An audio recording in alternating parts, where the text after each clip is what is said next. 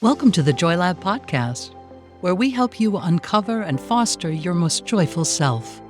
Your hosts, Dr. Emmons and Dr. Aimee Prasek, bring you the ideal mix of soulful and scientifically sound tools to spark your joy, even when it feels dark. When you're ready to experiment with more joy, combine this podcast with the full Joy Lab program over at joylab.coach.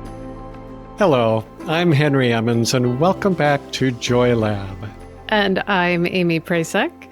So we are in our element of gratitude, and we're talking about gratitude for our moms today, but moms with a capital M, I'd say. So like all that has nurtured us, gratitude for the people, creatures, environments who have shaped and supported us. So once again, like in our month of gratitude, we are getting into that second aspect of gratitude. We noted several episodes ago, relational gratitude, and we talked about it last episode. And I love this aspect of gratitude and applying it in this way because it not just helps us go beyond what can be a transactional relationship with gratitude. Sometimes, I'm grateful because you did me a favor or gave me a gift. But by naming and thanking these capital M mothers in our lives, when we do that, I think it gives us an immediate realization. And it's this: none of us became who we are on our own. Every part of us has been influenced, nurtured, supported by others. Some of those people we remember vividly, others we may barely recall, but we know this. We are influenced deeply by the mothers in our lives, by everyone in our lives. This kind of application of gratitude is inspired, or it inspired me anyway, from some of the work of Dr. Donald Winnicott, who was an English pediatrician and psychoanalyst in the mid-20th century. He's best known for introducing one of my favorite concepts called good enough parenting, or the good enough parent. Every parent listening should take note of that. God, yes. That concept. So not the perfect parent, not the mother or father of the year, but the making mistakes, trying their best, ordinary, loving caregiver who shows up. Who shows up the best they can day after day with enough love and care to help a child grow. When I was in my psychiatry training, I was really influenced by Winnicott and by this concept of the good enough parent. Yeah. At the time, it was a big theme, it seemed like, at least in the place where I did my training. And believe it or not, there was a time not that long ago, actually, when in the field of psychiatry and even psychoanalysis, mothers got blamed for almost everything that went wrong with their kids. What's new, huh?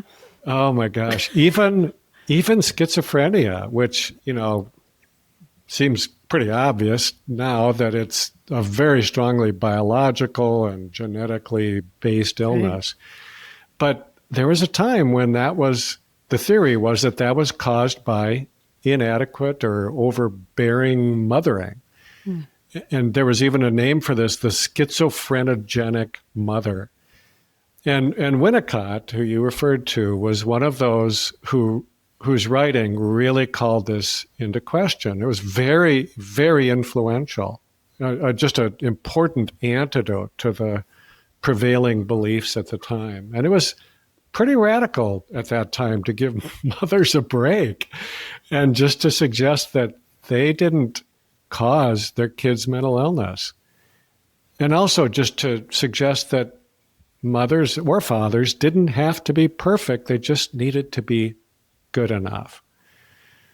I think anyone who's ever had a hand in raising a child knows there's no way you're going to do everything right. There's just no way, and you don't have to. You just need to do enough so that little one feels safe and secure. They feel seen and appreciated for who they are, and they know they're loved even though they're not perfect either. by the way. There's similar things that we need as adults, aren't they? Oh, God, right. Never changes. But kids, they're so darn resilient that they're going to be fine with just a few of the basic things, and largely kind of getting out of their way and letting them do their thing. Yeah. Yeah. The schizophrenic mother hypothesis. I'm just like imagining back in that day too. This was big in the 50s and 60s when but a bunch of guys, researchers. There was a bunch of guys. It was all old guys. Yep. Fiddling in their labs, not at home, helping with childcare, can I add? And they're like, oh, my kid is a real a-hole or whatever. And, I don't like my kid. And I wonder what could be the cause. Oh, well, it's going to be my wife. She's the cause of it. And there was the refrigerator mother. That was another one that was I don't know about that. The cause of autism were refrigerator mothers. So those were mothers who were cold. Oh, okay. I mean, there was a type of mother for every mental illness, right? So that was the cause. And then, and the methodology for these studies was terrible. So it's not like we're just discounting good research. This was crappy research done by some guys. You're just going to leave it at that. Just going to say guys. And I'm glad Winnicott said something because, I don't know, maybe we'd still be blaming moms for things that aren't legit. Which, yes, that still happens. But you noted what kids need. Yes, feeling safe, secure, seen, appreciated. That's what we all need. Loved, and not being that perfect parent. I just love Winnicott's work on this because it also, what I thought was really interesting is it doesn't dismiss the impact that adults have on kids. There's a ton of epidemiological research here that has shown that kids living in homes with an adult with what I think should be more precisely described as untreated mental health issues or unsuccessfully treated or undertreated, those kids are more likely to have mental health issues too. Kids' mental health issues also can improve by treating the adult's mental health issues, which is profound, right? The interconnection here. That's powerful to consider. Back to the schizophrenic mother hypothesis. Again, I get that this was happening before we had large data sets and more insight and technology into these conditions. But I still think the point here was to take something really complex, like schizophrenia at that time, and find a single culprit. That's what, trying to do. So there is an impact here, yes. But it's just not that simple. It's not causal. These aren't direct relationships. A parent's depression doesn't cause a kid's depression. There's a relationship there, but there's so much more happening with depression, so many factors. And Winnicott saw that yes, parenting, caregiving matters, and it doesn't have to be perfect. Good enough, with safety and love being the focus, is good enough. And he also had a really important insight that not only are we unfairly blaming mothers, the bigger problem may actually be that we are not appreciating the mothers enough in our lives. And I want to share some of his thoughts here, some of his writings. It's from his book, Winnicott on the Child. I'm going to take some sections. It seems to me that there is something missing in human society. Children grow up and become, in their turn, fathers and mothers, but on the whole, they do not grow up to know and acknowledge just what their mothers did for them at the start. Is not this contribution of the devoted mother unrecognized precisely because it is immense? If this contribution is accepted, it follows that every man or woman who is sane, every man or woman who has the feeling of being a person in the world, and for whom the world means something, every happy person is in infinite debt to a woman. If our society delays making full acknowledgement of this dependence, which is a historical fact in the initial stage of development of every individual, there must remain a block both to progress and to regression, a block that is based on fear. If there is no true recognition of the mother's part, then there must remain a vague fear of dependence. This fear will sometimes take the form of a fear of woman or fear of a woman, and at other times will take less easily recognized forms always, including the fear of domination. Unfortunately, the fear of domination does not lead groups of people to avoid being dominated. On the contrary, it draws them towards a specific or chosen domination. Indeed, were the psychology of the dictator studied, one would expect to find that, amongst other things, he, in his own personal struggle, is trying to control the woman whose domination he unconsciously fears, trying to control her by encompassing her, acting for her, and in turn demanding total subjection and love. This is feeling close to home. Right? So Winnicott is warning us that if we don't acknowledge our dependence on the loving care and support of mothers, then we let a fear of dependence seed in us, and it grows. And he sees it as the roots of misogyny, sexism, even authoritarianism. And I think Winnicott would agree. There's dependence in just the fact that a mom grew us and birthed us. We have to acknowledge that he did in his writings. And there are so many mothers in our worlds, other folks who nurture us in other ways. Acknowledging them is essential too. And when we have that fear of dependence, it can show up as an aversion to vulnerability. Like discomfort with asking for help. And in more extreme cases, he's saying it can manifest as domination and control over, right? The attempt to bury our fear of dependence by taking power over others. So in short, failing to feel gratitude for the ones who shaped us doesn't just affect our personal lives, it affects whole cultures. This is like a huge interpretation that he had brought up. I think he's onto something. I just love it. Yeah, I really like the way that Winnicott turns this thing on its head.